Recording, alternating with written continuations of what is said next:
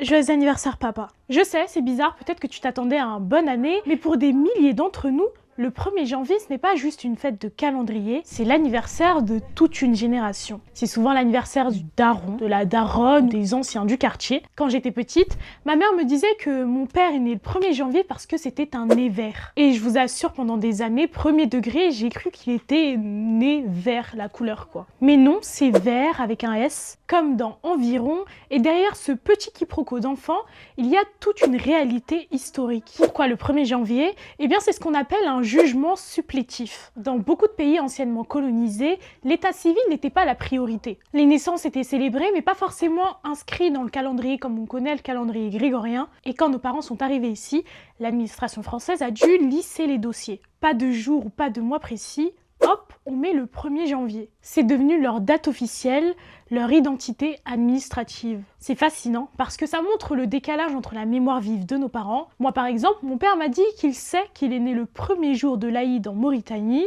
en 1971. Et avec quelques calculs, c'est facilement retrouvable. Et cette froideur administrative qui les a rangés dans cette case. Ce 1er janvier, c'est la première trace de leur intégration. Devenir un chiffre précis pour la sécurité sociale, quitte à sacrifier la précision de leur propre histoire. C'est une identité administrative qui a fini par être une tradition familiale. Alors oui, c'est devenu un classique dont on rigole aujourd'hui, mais derrière le joyeux anniversaire papa le 1er janvier, il y a surtout l'histoire d'hommes et de femmes qui ont dû s'adapter jusque dans leur date de naissance pour nous offrir un avenir ici. Alors, c'est la fête de la diaspora, c'est la fête de ceux qui sont nés verts quelque part, mais qui sont arrivés pile au bon endroit.